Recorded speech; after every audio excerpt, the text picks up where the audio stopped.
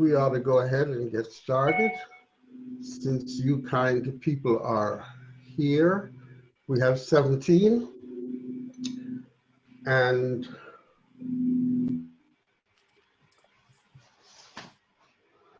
let us begin with prayer.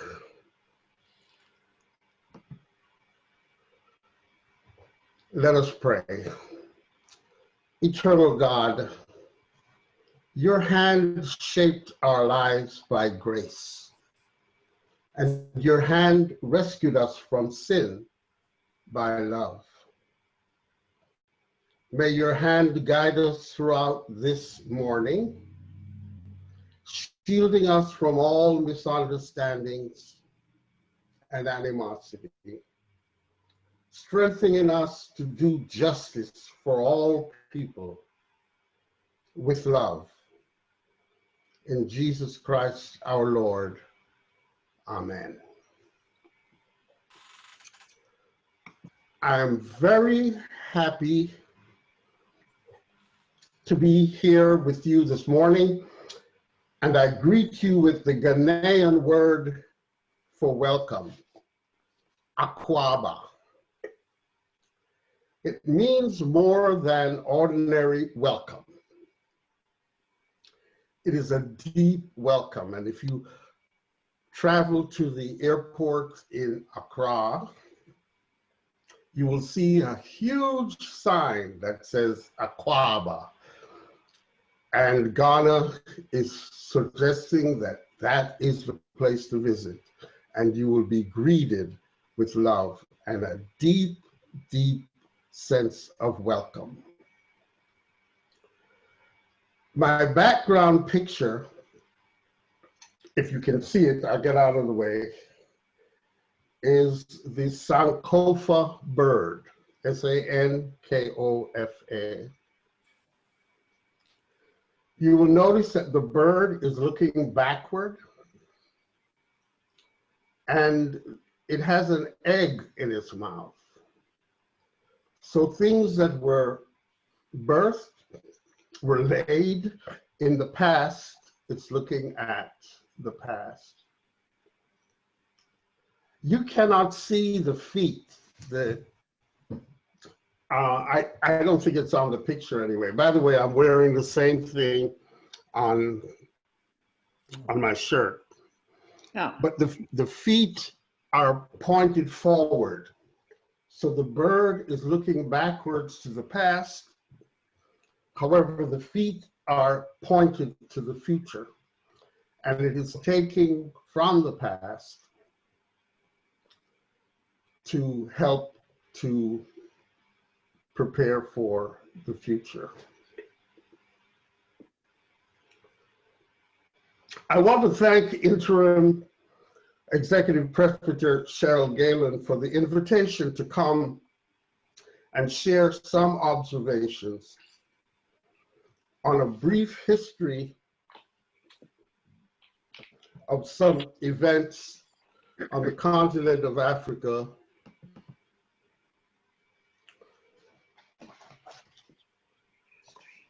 and I wanted to start with this quote: "A people without the knowledge of their past history, origin, and culture is like a tree without roots."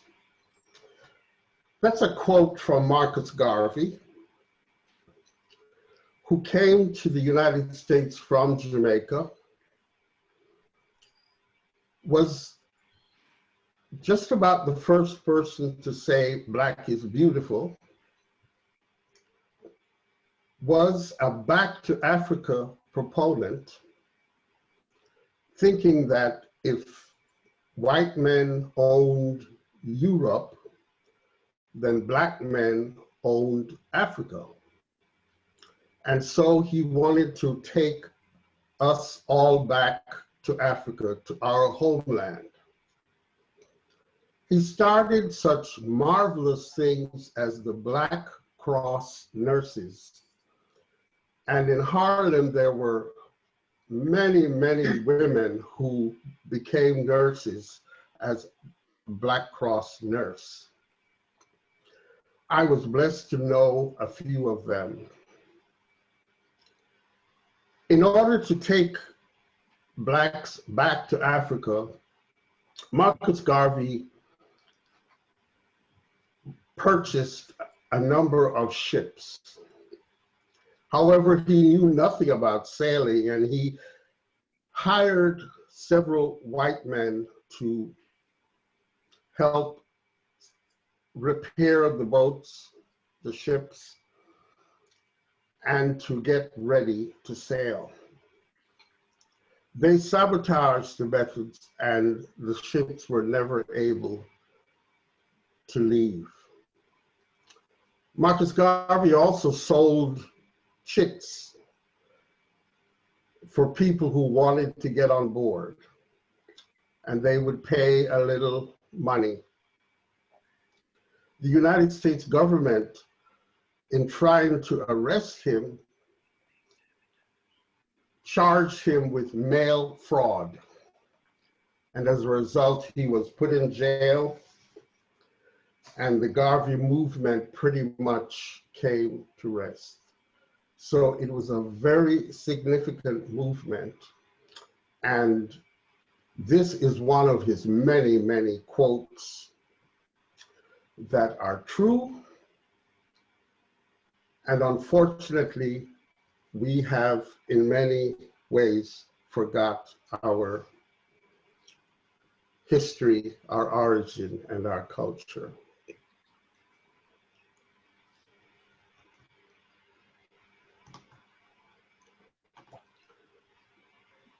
Technology is, there we go. So as I said, the purpose of this is to talk a little bit about ancient Africa, go into the Middle Ages somewhat, and pretty much end with the 15th century with Portugal and other European countries coming to the Americas. It is my hope that when we meet again, we can then talk about the Atlantic slave trade and more about what happened in the New World. As I planned to what I would say last night and this morning, I thought about the story of Cain and Abel from Genesis 4. After Cain killed his brother Abel, the Lord inquired, "Where is your brother Abel?" He answered, "I do not know. Am I my brother's keeper?" And the Lord said, "What have you done? Listen, your brother's blood is crying out to me from the ground. Now you are cursed from the ground, which has opened its mouth to receive your brother's blood from your hand." Now, the Reverend Dr. James Cone and others suggest in their understanding of Black liberation theology that Cain represents the history of white people and Abel the history of Blacks. With that in mind, I entitled this lecture, "Black Blood Splattered on the Ground." It is said that the first enslaved people arrived in America in Virginia in 1619. So that is 400 years plus one and counting since that time. Now we know that there were Africans here prior to the time that, I'm sorry, I need to admit some people here, okay. Now we know that there were some Africans here in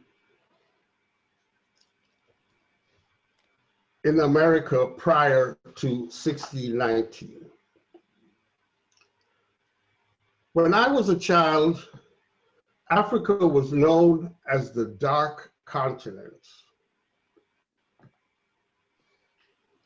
a place of savages or imprudent non-humans, and I suspect that it remains so for many people today. There are many stories about why Africa was called the Dark Continent. I like to stick with the idea that we were not considered human. We were closer to the apes, again, savages.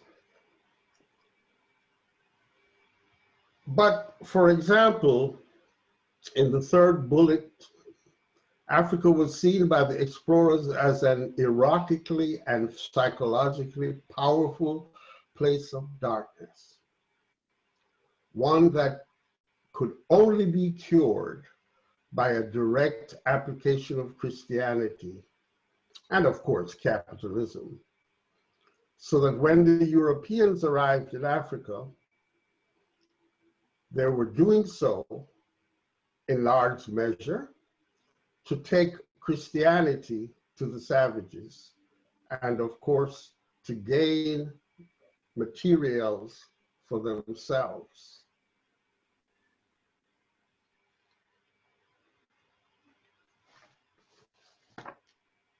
Although Africa has been called the Dark Continent, in fact, however, as far back as the 15th century, Timbuktu was a great international center of scholarly and cultural life. This fact is as reported in the seminal book, From Slavery to Freedom, written by John Hope Franklin back in 1947, I think was the first edition, and it has been revised several times since. If you are interested in history, I recommend From Slavery to Freedom by John Hope Franklin. Timbuktu and other great realities about ancient Africa are missing from textbooks and the education of many. I submit to you that if history is not engaged and interrogated, it tends to disappear, and as it becomes absent, it makes room for assumptions and misunderstandings that are more often than not, and understandings that are more often than not false and misleading. It is now accepted that copper working, iron smelting, commerce, and the formation of states was taking place in Africa in antiquity, although that was originally thought to be outside influences. Today, it is generally accepted that Lucy, whose fossil remains were found in Ethiopia, suggests that humankind originated in Africa more than 3 million years ago. I happened to see Lucy, or her skull anyway, on a visit to Ethiopia. Now, imagine the size of the continent of Africa, 3 times the size of the mainland of the United States of America.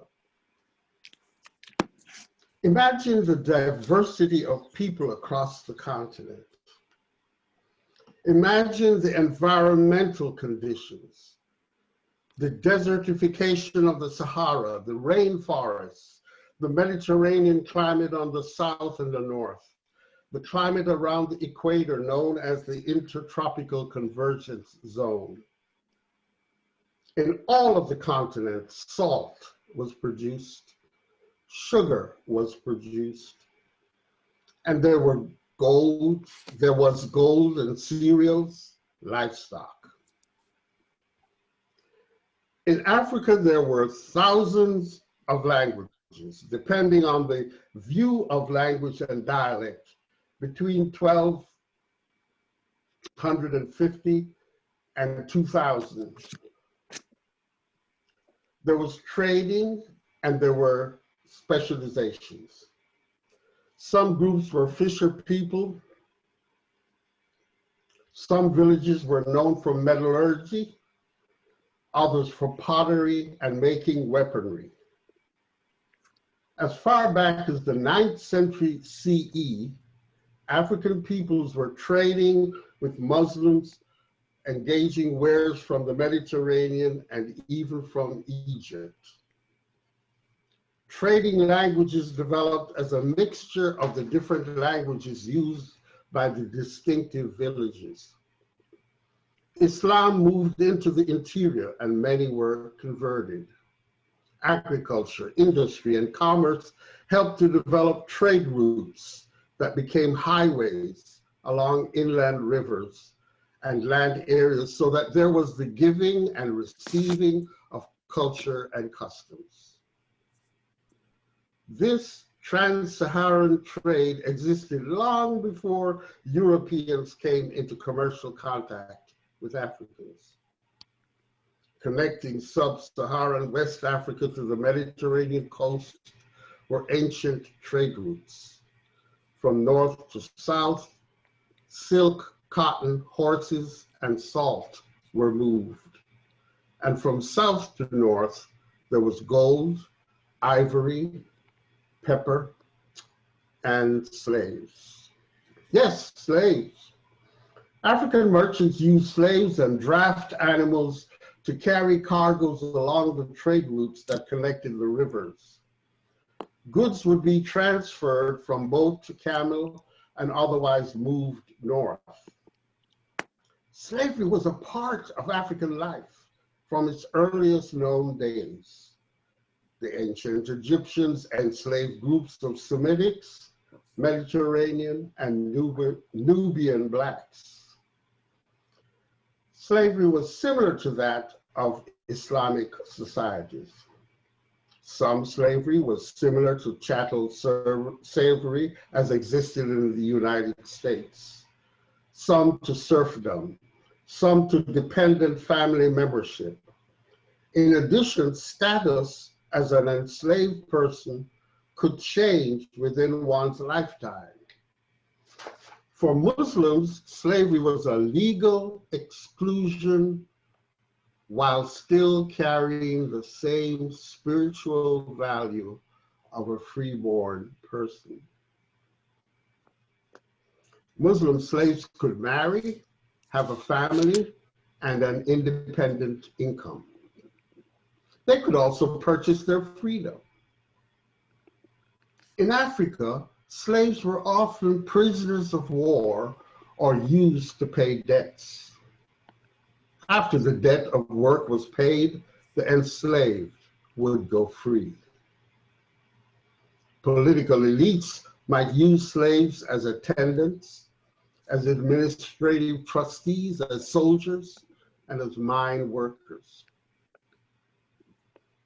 Most slaves were women, used as wives, concubines, servants, and agricultural workers. Slavery was not unique to Africa, as European communities also practiced coerced labor and chattel versions. Many enslaved, it is said, were taken from the Slavic peoples of Eastern Europe, hence the word slave as related to the name Slav, S-L-A-V. In 16th century England, it was not uncommon to round up vagrants and the poor and subject them to enslavement. Africa produced many great empires or kingdoms. 13th century Africa is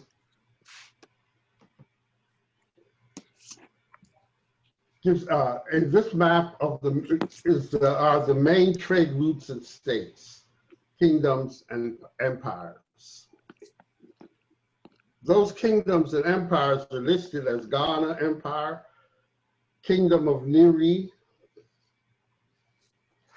Bonoman, Masi Kingdoms, Takrur, Benin Empire, Mali Empire, Zolof Empire.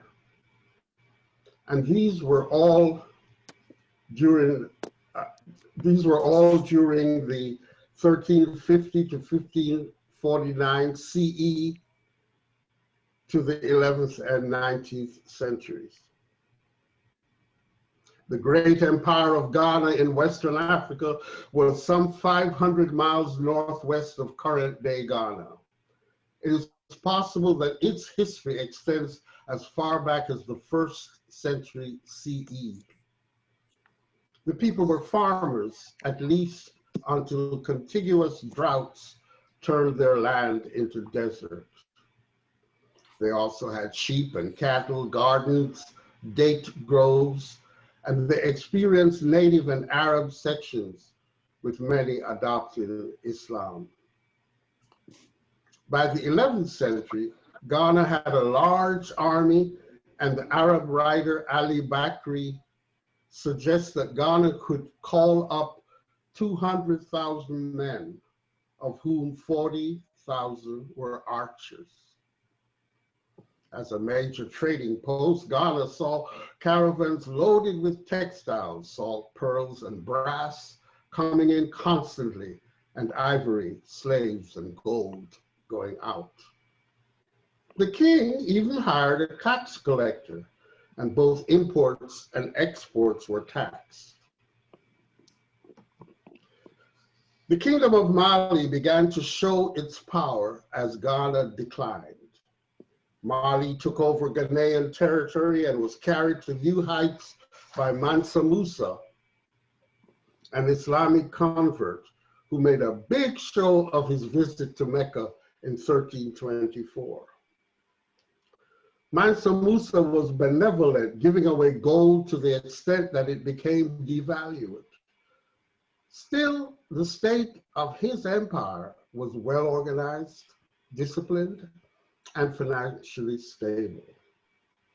These conditions were achieved prior to Europe beginning its commercial revolution.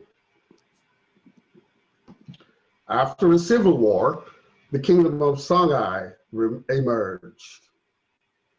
When Sani Ali became ruler, Mali was weakening, and much of West Africa was ripe for conquest. He built a river navy, captured Timbuktu and other towns using the river systems. Many changes took place. On his way to Mecca,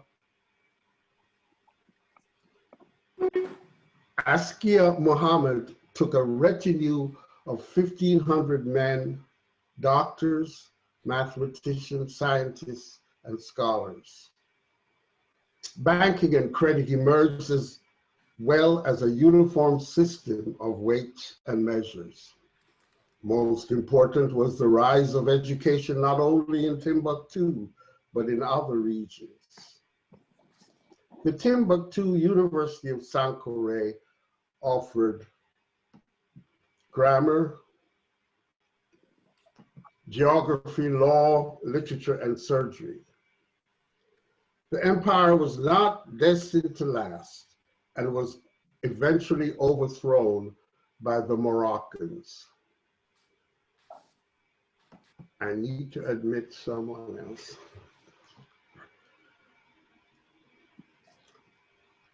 Other states in Africa included the Maasai states, the Hausa states, the Kingdom of Benin, and the Kingdom of Congo, or the Christian Congo in West Central Africa, founded in the 14th century with many converts to Catholicism, resulting from King Nzinga and Kubu's, also known as João the First of Congo. You see, he requested to be baptized by Portuguese priests in 1491. Nzinga allowed the Portuguese to come into the city and trade, but he controlled the church, which became commingled with indigenous religious beliefs and practices. There are many other kingdoms and states that could be discussed. However, those mentioned should give a flavor of what is now understood to have taken place in the Dark Continent. Until now, the kings had enjoyed hereditary succession, which changed to election, leading to much greater animosity between territories. The result was that as the Portuguese and other Europeans descended on Africa, their efforts to divide and conquer was greatly facilitated. By way of example, Queen Nzinga was one of the first female rulers of the kingdom of Ngondo Matamba. In 1624, her brother's death left only his 8-year-old son as his heir to the kingship, which led to her ascendancy to become the ruler. Nzinga was a convert to Catholicism. This is a painting done, I should have written it down, quite a few years ago, of Nzinga leading her people into battle. In battle, the Portuguese supported her enemies, forcing her to renounce Catholicism and to lead a battalion of women. I suppose that's what's in this painting. To lead this battalion of women and others against the Portuguese. The result was a stalemate.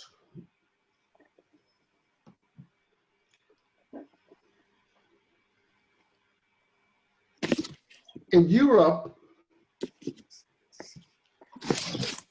there was an increasing interest in seeking other land areas. There was a desire to find ocean routes to the riches of Asia and the gold fields of Africa. During the 15th century, the Portuguese gained expertise with maritime capabilities and were able to survive the fierce winds and sea currents around the coast of Africa, allowing them to avoid the trade routes of Muslim traders. Had they tried to go by land, they would have encountered the Muslim traders. They moved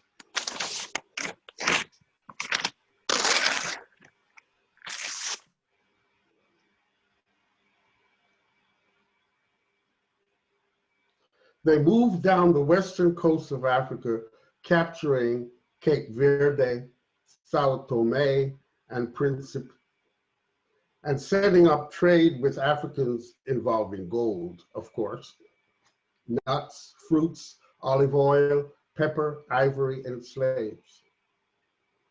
Fairly soon, human cargo became the most important African export, overtaking gold. Christopher Columbus reached the West Indies in 1492. And as the Spanish and others became embroiled in conquest, exploration, and riches, colonies and slaves were viewed as highly desirable. Columbus is said to have declared gold is most excellent. Gold is treasure, and he who possesses it does all he wishes to in this world and succeeds in helping souls into paradise. free Africans served as explorers, servants, and slaves, helping the Europeans gain footholds in the Caribbean. Africans accompanied conquistadors to Ecuador, Mexico, and Southwest, what is now the United States. They planted and reaped the first wheat crop in the so-called New World. Ivan van Sertima argues that Africans from Mali had traversed the Atlantic Ocean in the 14th century, years before the Europeans. However, they failed to return, and their fate is unknown. In any event, Africans, Chinese, and Arabs had explored rivers, seas, and the Indian Ocean, and Vasco da Gama was guided by an African Arab when he crossed India in 1498. Although there were many Africans in the Atlantic world prior to the 17th century, 1619, as I suggested, is the date accepted as the date when enslaved Africans arrived in the British colony of Virginia prior to the birth of the nation of the United States. Thousands and thousands of the enslaved followed, and 400 years later, in 2019, descendants from the African diaspora were invited to return to Ghana in remembrance and to complete the homecoming of our ancestors, who themselves left forcibly without the possibility of returning.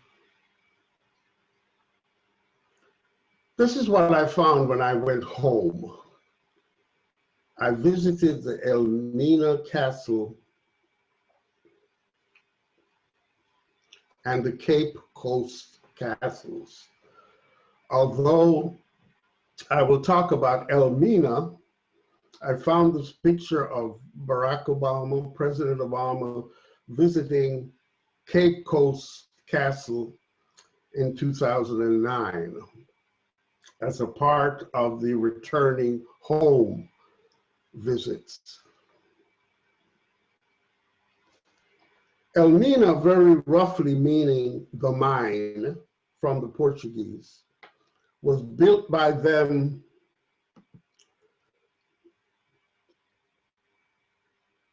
in 1482, as they were the first Europeans to arrive in 1471 at the Gold Coast, which was the name given to present-day Ghana.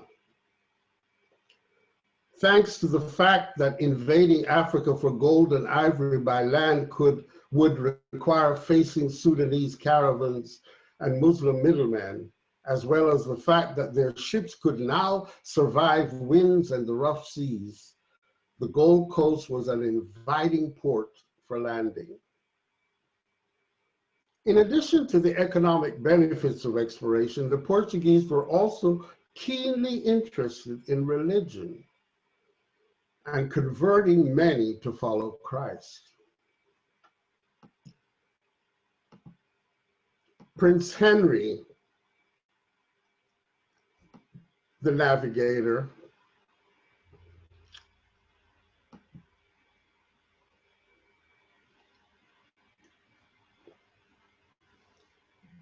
was the initiator of the Age of Discovery, and he believed that no heathen could be saved outside Christianity, and he wanted to get a supposed Christian kingdom, the kingdom of Prester John in sub-Saharan Africa, to join him in a force against Islam.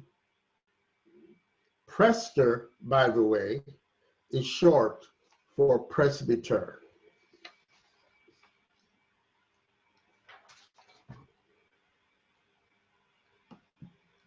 I stopped for a moment because I have this slide here, that when we arrived in Ghana, on one particular day, we all dressed in white, and perform a libation to our ancestors. And that's what's depicted in this slide. I don't know why it appears here, but that's what was happening at this time. And we did this quite often at the beach and in other places. But this is inside the dungeon.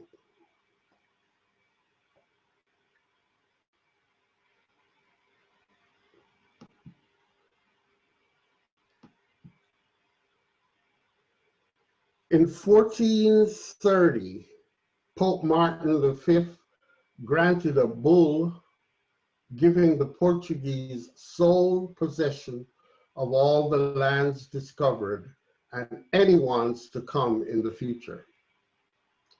He was intrigued by the possible treasures the church would gain from the acquisition of territories. Arriving at ELMINA, many looked upon the Portuguese as gods because they believed their gods would show up as humans. But others saw them as enemies and were ready to fight. Then the trading started, with the Africans being introduced to guns, gunpowder, liquor, enamel bowls in exchange for gold, ivory, sugar, spices, and others. There were many techniques used to capture African men and women to become enslaved in the New World. In some instances, they were forcibly captured and sold among the invaders for pearls, ginger, sugar, and hides in the Caribbean. They were chained together and marched through the countryside to the shore, not knowing what was going on. At one point, Europeans bribed African leaders with gifts and even taught them how to use guns to capture their own people. Their view of slavery could not anticipate what would happen to their people in the new country. We must recall that in African slavery systems, people were acquired through bartering and pawning, that is security for money borrowed, tributes, marketing, and warfare. Slaves could marry even within the family of their owners. Europeans often invited groups of chiefs to visit them on board ship, and after getting them drunk, the ship would sail. Another method was kidnapping and raiding. Armed with guns that nullified bows and arrows, the ambush of men, women, and children took place. Again, captives were linked by sticks or chains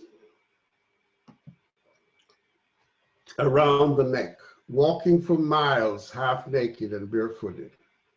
Many Africans were promised a better life and bought into that deceit. African women from the Gold Coast could be purchased for the equivalent of 7 guns, 22 sheets, and 2 small perpetuanas, which was a length of woolen cloth, in 1731. In the same year, the British could get 5 male captives for 30 guns, 40 pounds of gunpowder, 25 large perpetuanas, 39 sheets, 1 medium perpetuana, and 3 ales, a measure of cloth. Gallons of rum were also used in trade. The Portuguese built the fort, castle, dungeon, whatever we want to call it. Incidentally, the people of Ghana have petitioned the government to change the name from castle to dungeon. So they built this castle with materials from Portugal. They shipped all of that in. Christopher Columbus is said to have been there at Elmina in 1482, 10 years prior to arriving in the West Indies. The local king allowed the Portuguese to build upon sacred land and was very upset when the land was quarried. Nevertheless, that was the first lease given away by Africans. And unfortunately, that continued for some time. The Portuguese enjoyed a monopoly at Elmina despite skirmishes. Then the Dutch arrived. Other Europeans had shown up but were fought off by the Portuguese, and any Africans caught trading with the interlopers were whipped, had an ear cut off the first time, and were killed the next. The Dutch attacked and were defeated several times. Finally, they attacked from land and sea and were victorious. They continued to use the castle as a dungeon, and the British took over in 1872 after the transatlantic slave trade was abolished, but not completely stopped. And while the Dutch were at Elmina, the British used the Cape Coast Castle about 7.5 miles east of Elmina. Elmina is the oldest and largest existing castle connected to the transatlantic slave trade. There was a moat around it and a drawbridge. There is a main courtyard around which there are rooms for male and female captives and 2 well-ventilated for European soldiers who got drunk or otherwise behaved badly and were released after a short time. Captives who rebelled were put in another cell with no food or water until they died. And they were kept in this place with the skull and crossbones. And when they died, the bodies were dashed into the sea in expectation that it would be a deterrent to fighting for freedom. Captives lived among others, dying without being able to help one another because they were dying themselves in short order. This is the entrance for soldiers who I just mentioned were drunk and disorderly. Notice there's no skull and crossbones above it. And as I mentioned, this was ventilated, and they only stayed there a short while until they sobered up or agreed that they wouldn't be disorderly anymore. Soldiers lived on top of the dungeons along with the merchants and the priests.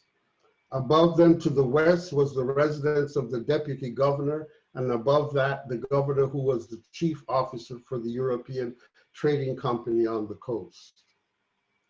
Notice the hierarchy, best on the top and lowest on the bottom. Watchtowers ensured security, and guns were all around, especially toward the sea.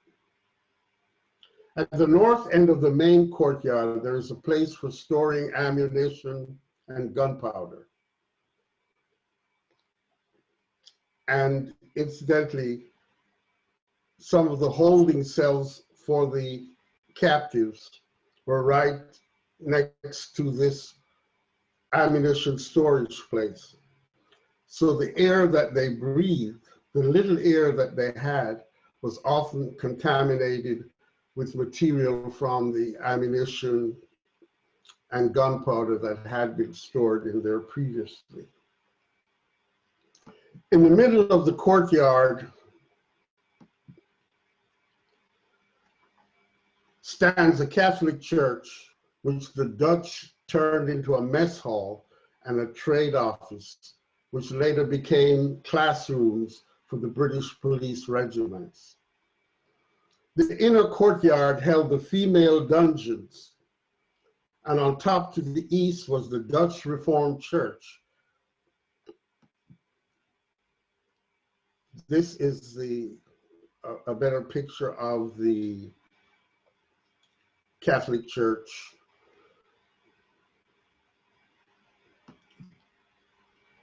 So the inner courtyard held the female dungeons, and on top to the east was the Dutch Reformed Church, which is above the women's prison. And above the entrance to the women's prison, I don't think you can read this, but there is carved in it Psalm 132, verse 13, which says, "Zion is the Lord's resting place. This is his habitation, or everlasting resting place." For the life of me, I cannot understand why that verse was put above the entrance to the women's dungeon. It says, "This is his habitation, or everlasting resting place." Zion is the Lord's resting place.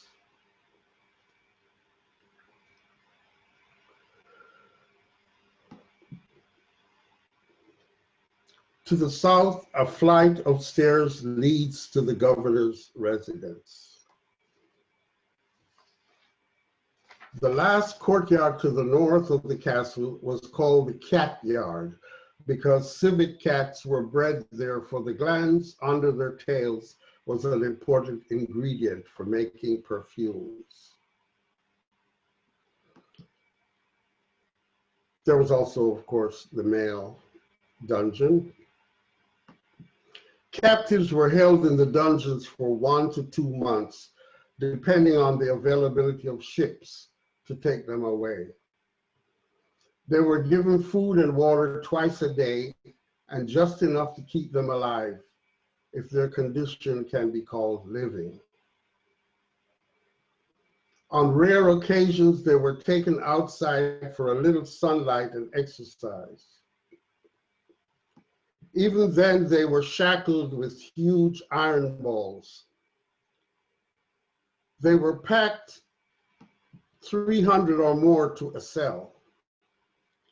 There was no place to bathe. In a corner, there was a container for them to release their bodily functions, but they were packed so tightly, and some had died, that getting to the container was impossible.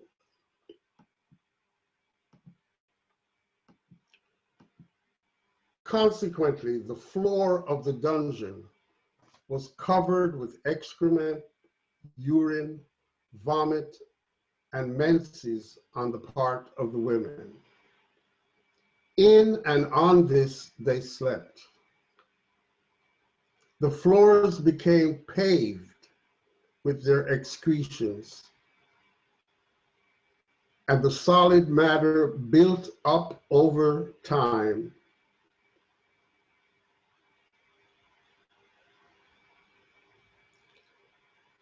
When I entered, I insisted that there was a certain odor, and many other people agreed that even after hundreds of years, the odor still remains.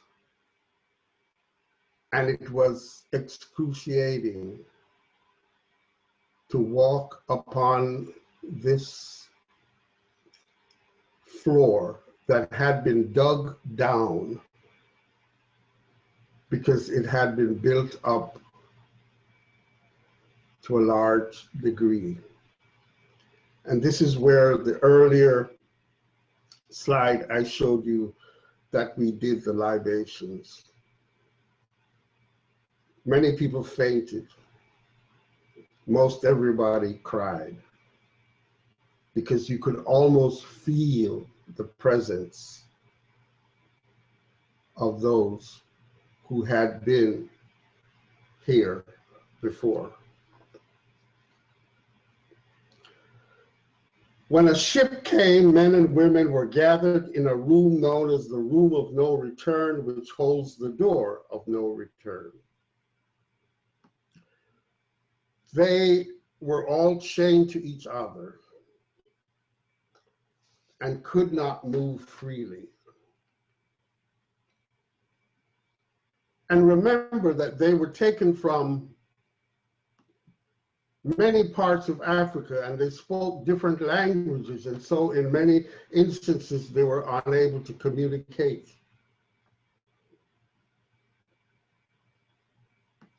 A group of women, oh, this is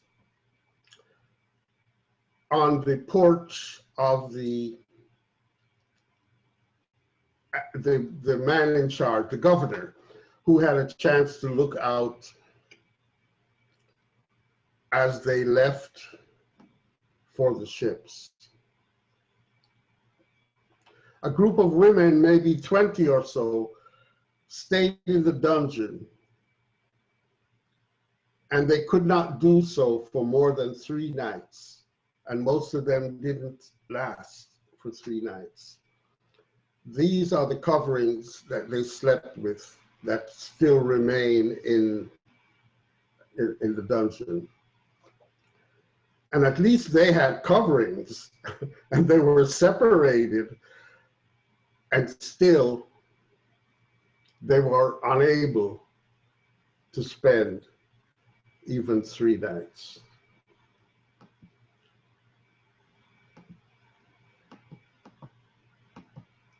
The governor could look down from his quarters into the women's dungeon. He would pick one out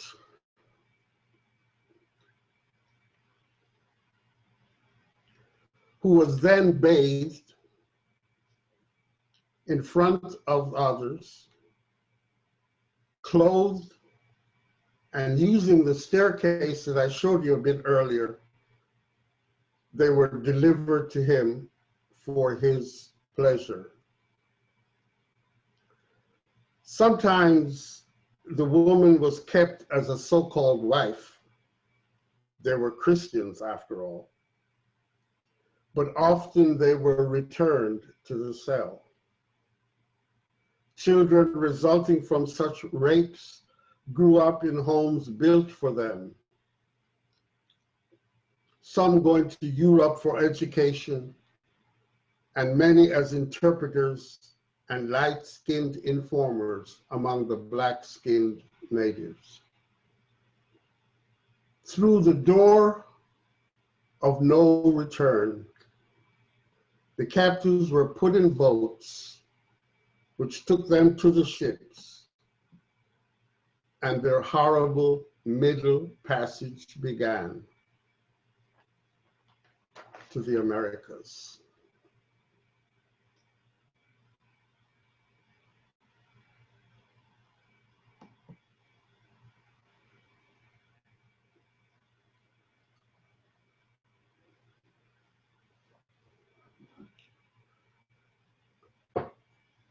That concludes my presentation, and I open things up now to questions and discussion, and I encourage you all to engage with me. You will need to turn your microphones on because I took the liberty of turning everybody's off during the presentation.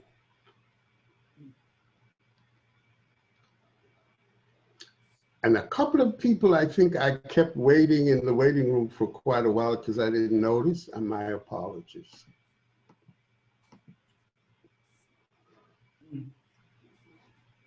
Keen Deb Madden. Hi. Hi. In the beginning, when you started, you talked about, left with a quote. What time frame are we talking about with the nurses and that? Are we talking the 50s, the 30s, the 20s? No. I'm terrible on dates, but we're talking about the 30s, yeah, 40s, yeah. So I looked him up. I Googled him. So he lived from the late 1800s to 1940 was his death. Okay, so, thank you. Yeah. Thanks, Chantel.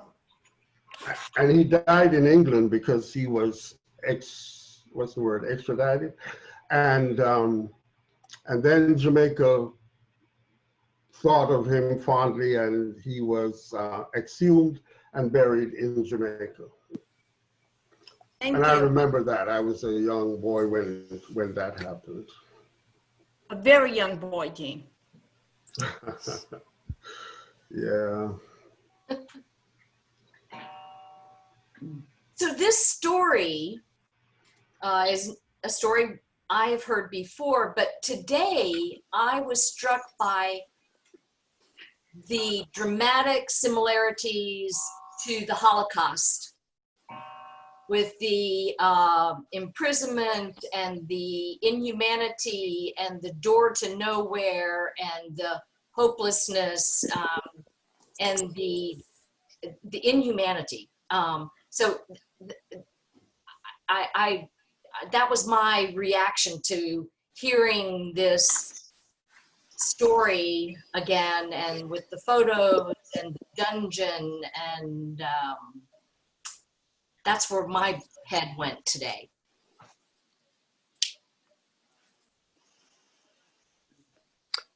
Jean, this is Crystal Smith. Thank you for putting together this presentation and for giving us all this information and sharing your stories. I'm very newly, again, horrified, humbled by what you have shared. I'm interested in hearing more about the ritual, I presume, about pouring out a libation to the ancestors. Can you say more about that? What was that, and what did it entail? Well, it entails pouring out a liquid, water or something stronger, pouring a liquid on the ground and praying or saying, sending messages to ancestors. So you might say, I remember, you might call names, grandparents and others, or even names from history or who were enslaved and so on. And then after calling each name, you would pour a little on the floor, on the ground. And in this particular instance, we had certain indigenous foods to eat, just small pieces, and then we'd pass that around and we would all taste it. So you might have something that had salt, and then something that had sugar, and something was bitter, and so on, and just small pieces that you would taste. And all of this is simply in remembrance. But you know, if you Google it, libation, you'll see an awful lot of stuff where they say it's only heathens that do things like that, and you know, Christians don't do that. But we must remember that much of Africa's religion is a melding of what the Europeans brought and what they knew prior to that. So yes, we get together as best we can in a circle, and each one will say a little something, and after each we pour it, and we say Ashe, which is similar to Amen, but and so that's it. Okay, thank you. It's a little religious ceremony. Yeah, absolutely, with lots of connections, both with the Seder and also, to me, with the Lord's Supper. Yes. But it seems very, very personal too, which I think is Yes. deeply profound. Yes. So thank you.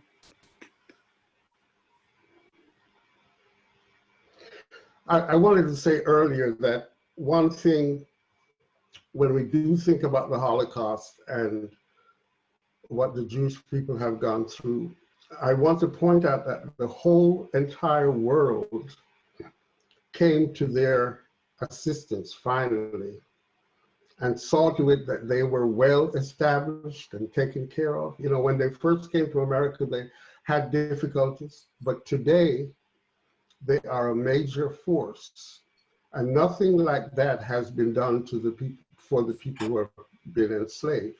Today, we still argue about reparations. We still argue that we are falsifying things, that we're not looking at things the way they should be. And we are still a people who are discriminated against, who are segregated, and who are not considered full humans. So I would point that out as a difference between what we have suffered and what others, many others have suffered. Today, you know, just to say that what Israel is doing to Palestine is awful will get you in trouble. You know, if you mention something from the river to the sea, just saying a statement like that, immediately you are anti-Semitic, etc. So they are protected. However, we are still told that we're foolish, and if we only pick ourselves up by our bootstraps, we'll be fine. And I am living proof that that's not true. Because I have picked myself up from the bootstraps and I'm still not free. Thank you, Jean.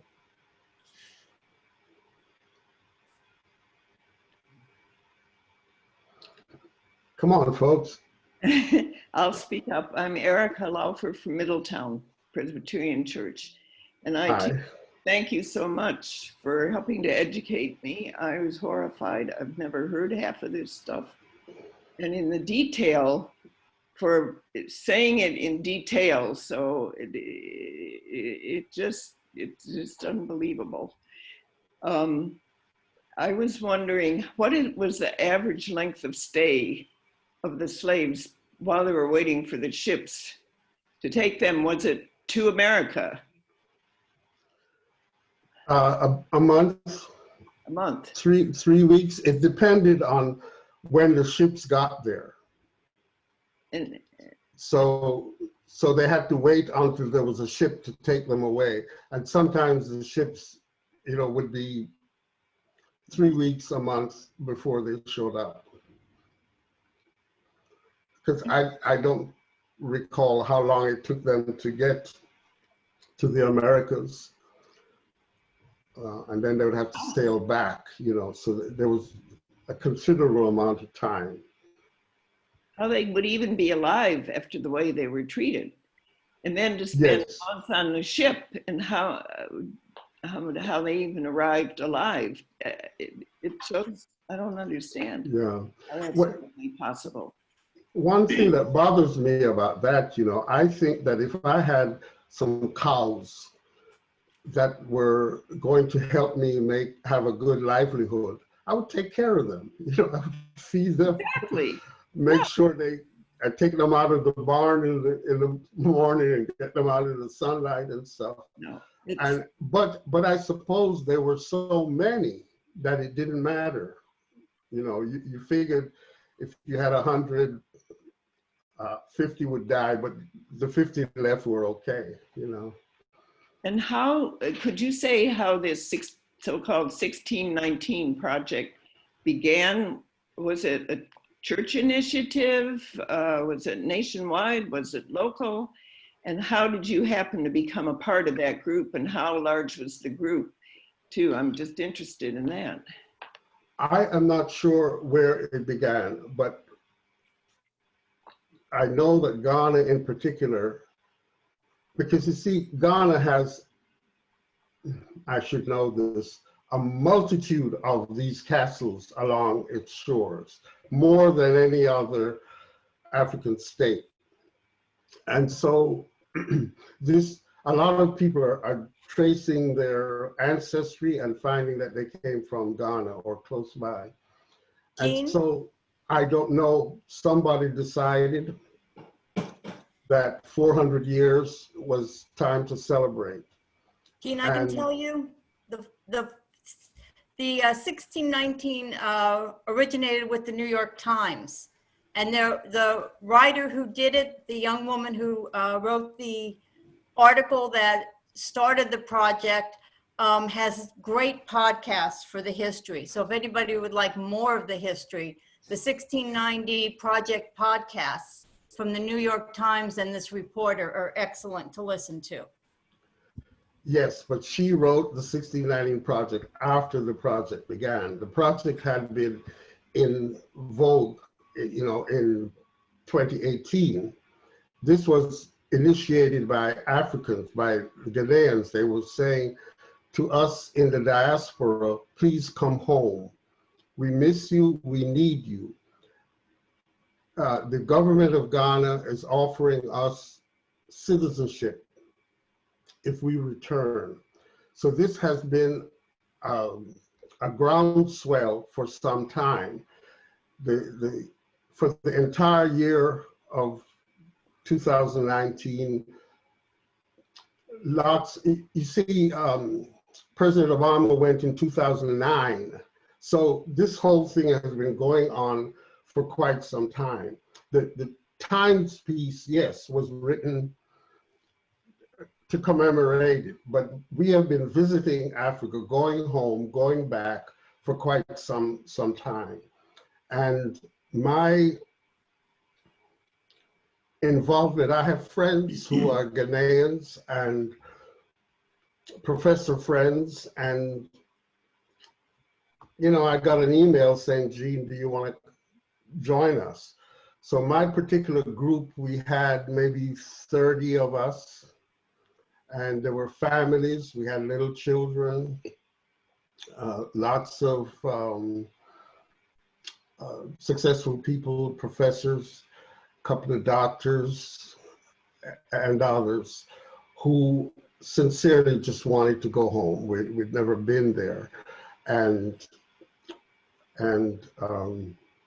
just to remember where we came from. You know, when I was teaching, I remember having a teaching freshman in the freshman studies program and having a class with just one Black girl and asking the class, tell me about yourselves. Who are you? And they all told me, well, I'm part Scottish and I'm part German, and you know. And when we came to the Black girl, all she could say was, I don't know, Africa, I think, you know. This is an attempt to own who we are and where we came from. And for us to just stop being African Americans, whatever that is. We don't really feel the Africa until we go back and understand who we are, where we came from. Thank you very much for sharing all. Can you hear me? Oh, Yes. I'm Joanne Smith, and Yes. I don't have my picture up only because I just got up at 9:30. But I'm from Pine Street Presbyterian, and I would love to order this book by John Holt Franklin. Yes. Always loved history. It was always my favorite subject, and it's interesting because you know, I took history courses in college. Of course, nothing on Africa was ever offered. Right.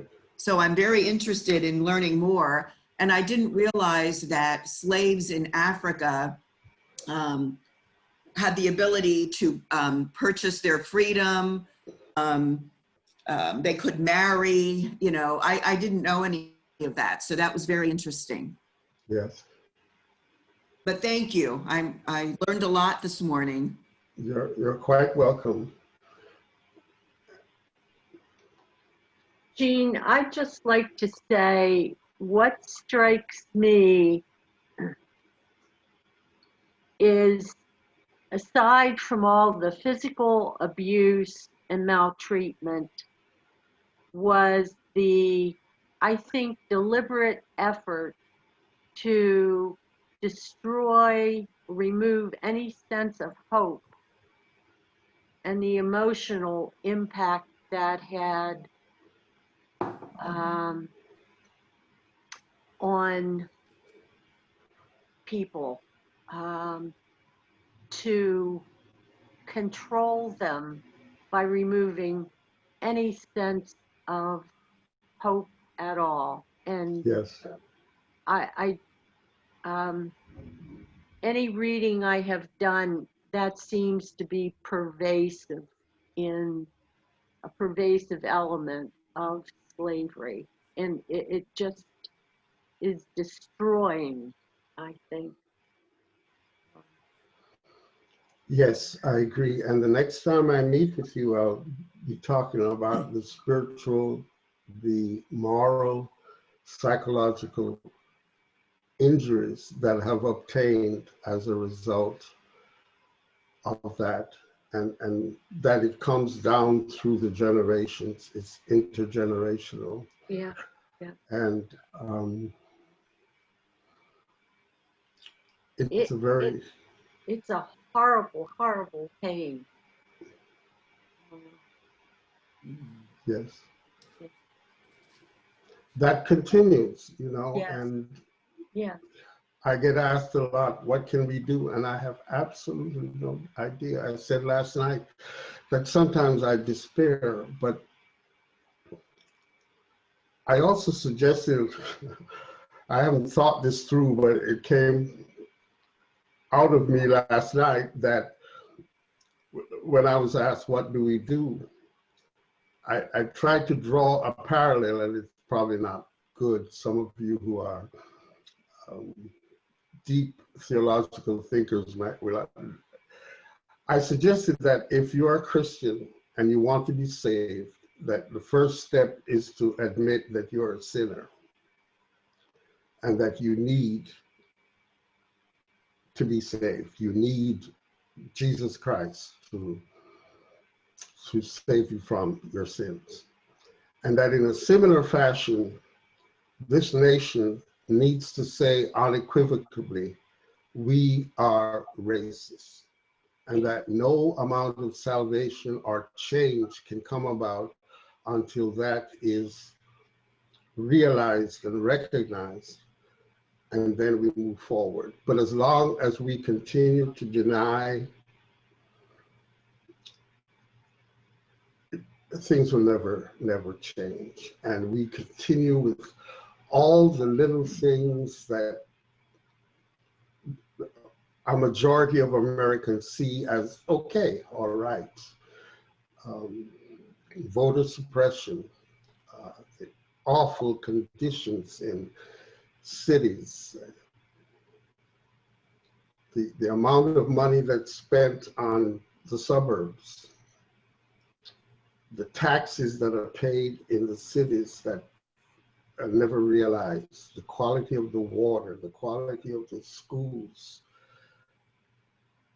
Until we can say that's a problem, and let's deal with it.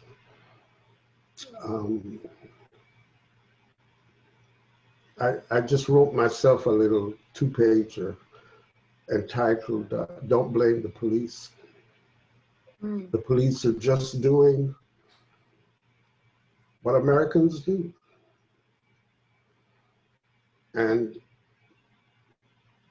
even if you make a law saying that the police will not use chokeholds, they will use chokeholds because they know nothing will happen. You can put your knee on somebody's neck and they die, and nothing happens to you, and you know that beforehand. No, they're not going to do anything. And until the nation is able to say, yes, there's something wrong with that, I don't think any changes will come about. And when people, I think you might have read some of this in that book you're reading, you know, that when you stop saying to me, oh, was a long time ago. Yeah. Come on, forget it. And really listen, say, you know,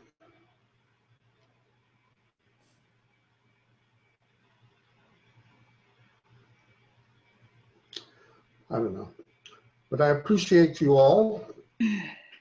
Are there any other?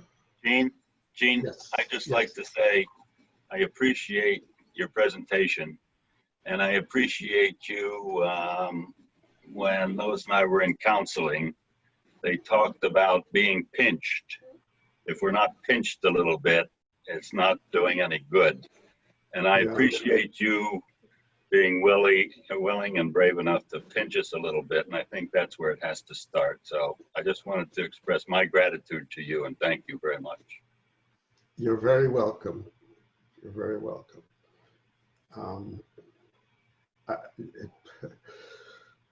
You know, I'm Presbyterian. I was baptized shortly after birth at Scott's Kirk. So I am true Presbyterian. But this is my second presbytery as a pastor. 44 churches, and I'm the only person of color. So, you know, I spent 30 years in Northumberland Presbytery as the only one, and here I am again in Carlisle. So it's not very brave for me to do this, but thank you. But you're brave to share your opinion and your experience. That's brave, in my opinion. Yes, all right, thank you. Well, actually, when I told my wife I was going to be UCC, because they didn't require Hebrew and Greek to be ordained, and she said she would divorce me immediately if that happened. So here I am. Okay. Well, thank you, Gene. Thank you. Okay, Yep. has everybody said what everybody wants to say? I'm glad you're coming back in a few weeks. Okay, thank you. And Jean, I wanted to say thank you as well. I was trying not to cry during the photos of the captives in habitation and the ways in which they were treated, outraged, as we've already said. I am just, again, outraged. I had never heard that story or seen the pictures. And very likely I will have some nightmares tonight. So I guess I need to join with Jim and say thank you for the pinching. Well, I don't like to hurt people, but I understand, but we need to know the story. We have not yes. been told.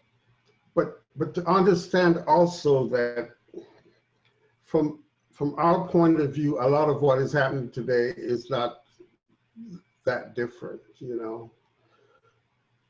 So that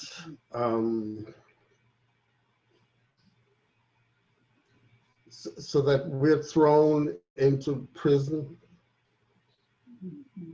even while protesting, you know, and saying, please listen to me, just let me just know, here it is. And I notice when I speak to a lot of my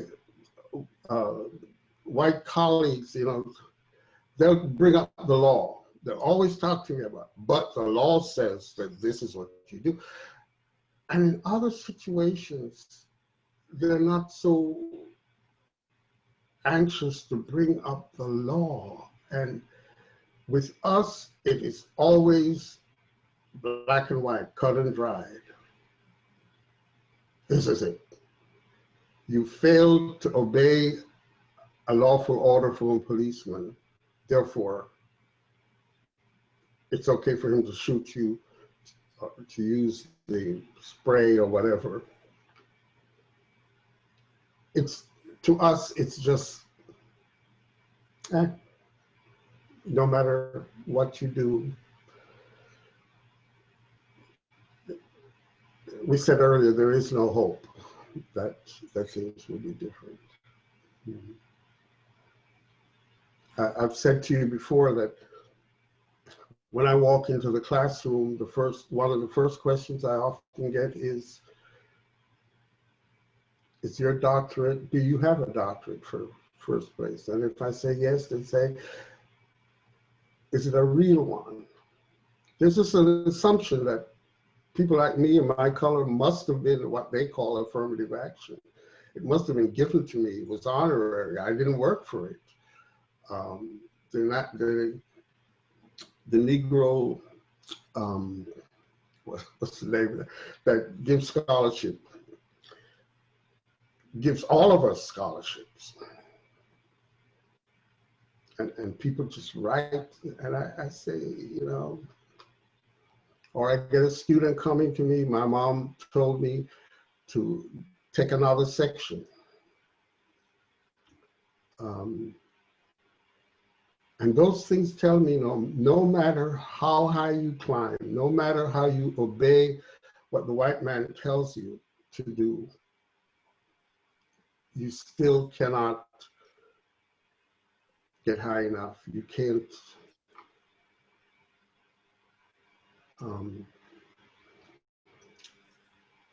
And so I ask people to think about that and to say, how do I contribute to that? You know, how do I vote in such a way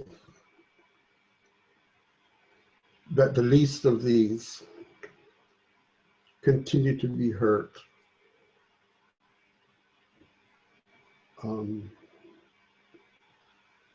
Instead of telling us how crazy it is and how crazy we are, and that it was a long time ago, and forget about it and move on.